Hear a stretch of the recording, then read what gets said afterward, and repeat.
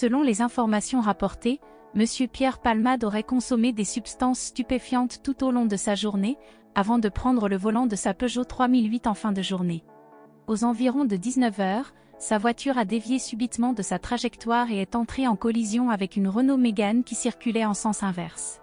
Cette dernière transportait un homme, son fils âgé de 6 ans et sa belle-sœur enceinte de 6 mois qui, malheureusement, perdra son bébé peu de temps après l'incident.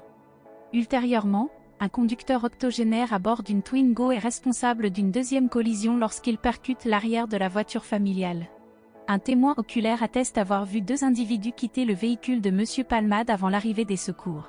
Les victimes de l'accident ont été transportées à l'hôpital par hélicoptère dans les heures qui ont suivi l'incident. 7 jours plus tard, BFM TV rapporte de nouvelles informations alarmantes quant à l'état de santé du conducteur de la Renault Mégane ainsi que de son fils. Ce dernier, qui se trouvait à l'arrière du véhicule lors de l'accident, demeure sous le choc et souffre de vertiges. Le neveu du père explique aux journalistes qu'il a la mâchoire brisée et a subi un traumatisme crânien.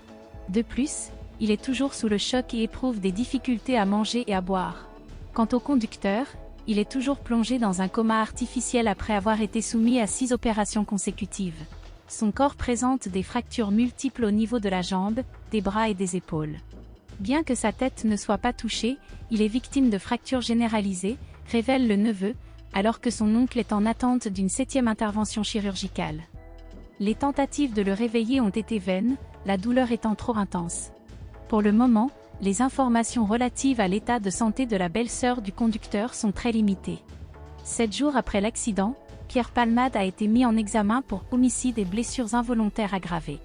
Malgré la demande du ministère public de placer l'humoriste de 54 ans en détention provisoire, celui-ci a réussi à éviter cette issue. Cependant, il demeure soumis à une mesure de surveillance électronique et doit demeurer en résidence surveillée au sein d'un service d'addictologie de l'hôpital Paul Brousse, situé à Villejuif. Il convient de souligner que cette mesure, bien que contraignante, n'est en rien une faveur accordée à Pierre Palmade, mais plutôt une restriction de ses libertés.